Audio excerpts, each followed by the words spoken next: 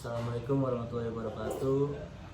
Kami dari kelompok Humas yang ke-11 ada yang beranggotakan saya Muhammad Rizky dengan NIM 2101030081 Dan saya Aswadi Wijaya dengan NIM 2101030089. Dan saya Irma Abdillah dengan NIM 1701030049.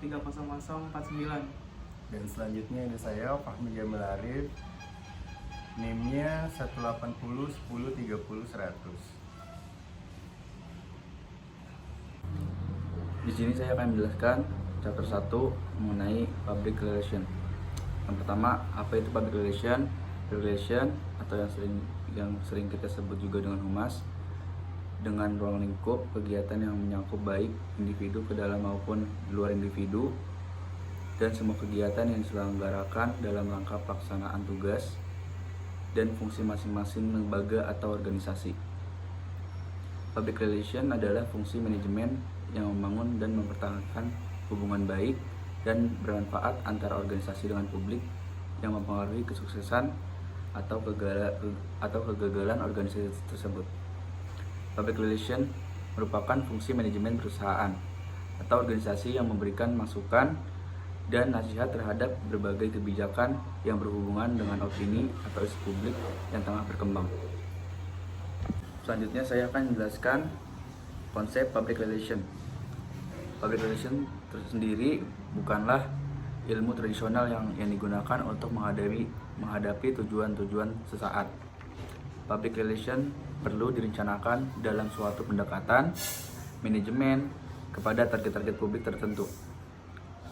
Di sisi lain, public relation melakukan komunikasi dengan cara membujuk atau persuasif. Oleh karena itu, kita sering disebut secara sepihak bahwa profesi public relation adalah profesi membujuk atau persuader. Definisi yang sangat umum diberikan oleh John E. Marston yaitu public relation is planned, persuasive communication designed to influence significant public. Public dalam public relation menjadi beberapa kategori, yaitu yang pertama ada public internal dan eksternal, dan yang kedua ada public premier, sekunder, dan marginal. Yang ketiga ada public tradisional dan publik masa depan. Yang terakhir ada silent majority and vocality majority. Selanjutnya saya akan melanjutkan dari Asfa Dipta Wijaya, yaitu karakteristik public relation. Menurut Onong Ujana Effendi mengemukakan esensi public relation yang disebut sebagai ciri-ciri public relation yakni sebagai berikut. Yang pertama, adanya komunikasi dua arah, yaitu adanya hubungan timbal balik antara praktisi humas dengan publik yang saling menguntungkan. Yang kedua, adanya sifat yang terencana, yaitu praktisi humas selalu menyusun kegiatan atau tindakan jauh sebelum kegiatan tersebut dilakukan dengan mengoptimalkan kebaikan dan keburukan yang kemungkinan terjadi. Yang ketiga, berorientasi pada organisasi, yaitu praktisi humas akan selalu bekerja yang terbaik untuk organisasinya. Yang keempat, humas adalah kegiatan komunikasi dalam suatu organisasi yang berlangsung dua arah secara timbal balik. Yang kelima, humas merupakan penunjang tercapainya tujuan yang ditetapkan oleh manajemen suatu organisasi. Yang keenam, publik yang menjadi sasaran kegiatan humas adalah publik intern dan ekstern, atau yang bisa dimaknai dalam atau luar. Yang ketujuh, operasionalisasi humas adalah membina hubungan yang harmonis antara organisasi dengan publik dan mencegah terjadinya rintangan psikologis baik yang timbul dari pihak organisasi maupun dari pihak publik. Hubungan antar publik, interrelasi antar publik. Mempunyai ciri khas interrelasi antar publik karena pelaku kegiatan komunikasi public relation masing-masingnya adalah publik, atau dengan kata lain kedua belah pihak yang berhubungan adalah publik. Komunikatornya publik, demikian juga komunikannya. Yang kedua, komunikasi dua arah atau timbal balik. Public relation mempunyai ciri khas yaitu komunikasi timbal balik. Sebab tujuan public relation dalam menciptakan dan meningkatkan citra yang baik dari organisasi kepada publik yang berkepentingan. Yang ketiga, melekat dengan manajemen. Public relation mempunyai ciri khas yaitu inherent dengan manajemen. Sebabnya adalah public relation melekat pada eksistensi manajemen, atau dengan kata lain tidak dapat dipisahkan dari manajemen. Dengan manajemen, demikian konsekuensinya di mana ada manajemen di situ ada public relation. Begitu juga sebaliknya, ada public relation pasti ada manajemen. Oke, yang keempat ada peran public relation atau yang bisa disebut dengan PR, yaitu pada intinya adalah sebagai berikut.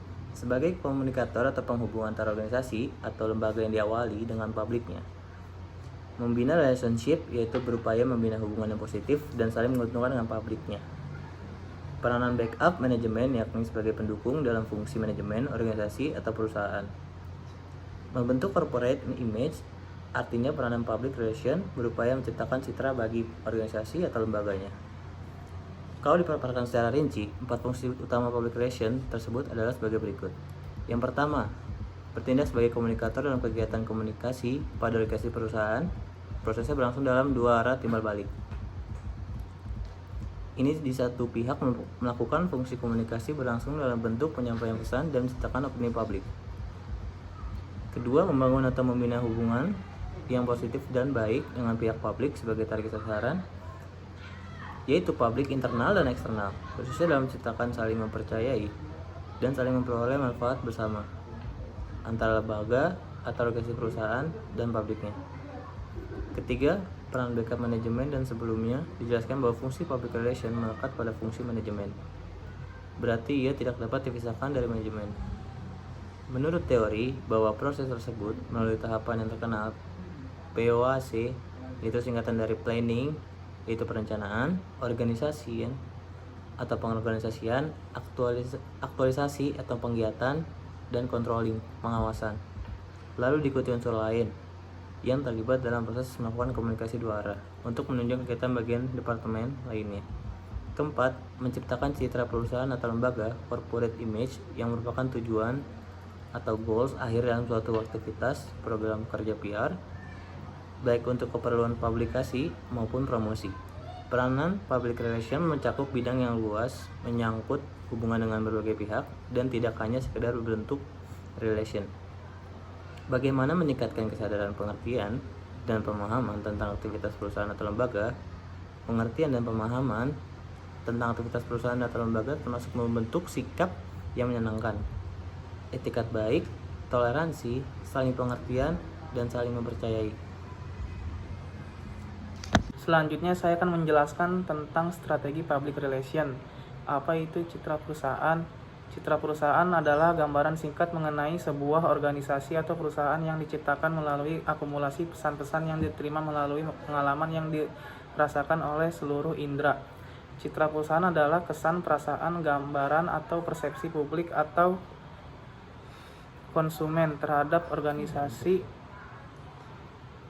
atau perusahaan yang berhubungan dengan nama bisnis, arsitektur, variasi dari produk, tradisi, ideologi, dan kualitas yang disengaja diciptakan sebagai cemilan dari identitas sebuah organisasi atau perusahaan. Citra perusahaan merupakan salah satu aset terpenting yang selayaknya harus terus-menerus dibangun dan dipelihara. Citra yang baik merupakan perangkat kuat bukan hanya untuk menarik konsumen dalam memilih produk atau perusahaan, melainkan juga dapat memperbaiki sikap dan kepuasan pelanggan terhadap perusahaan.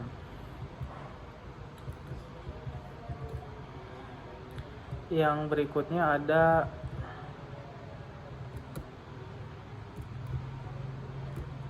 strategi pembentukan citra perusahaan.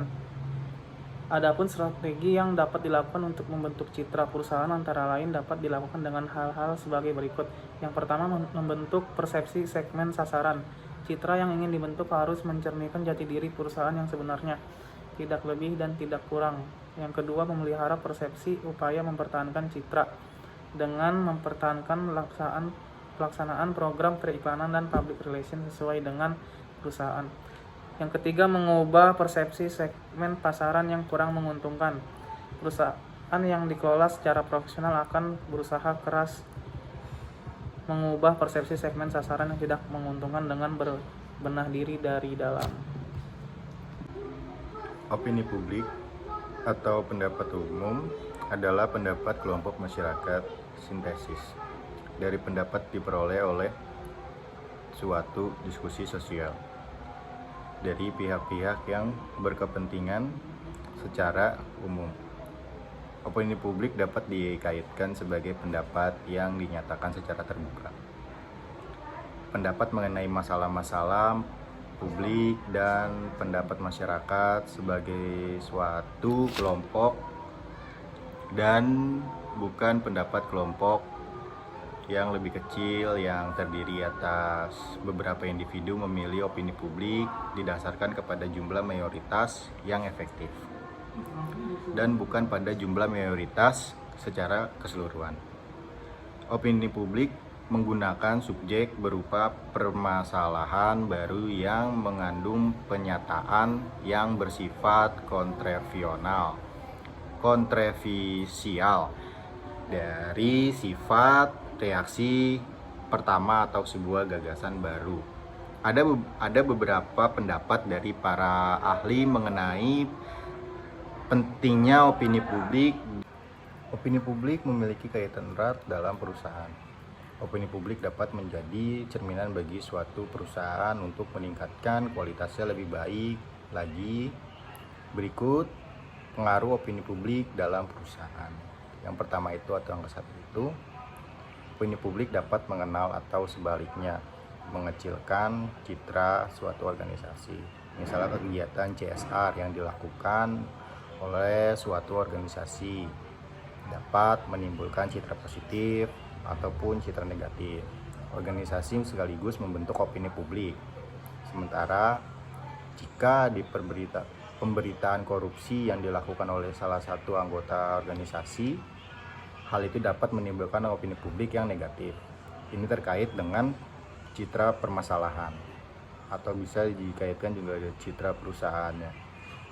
Dan yang kedua itu, opini publik memantau tingkat kepercayaan publik atau yang bisa disebut masyarakat terhadap organisasi.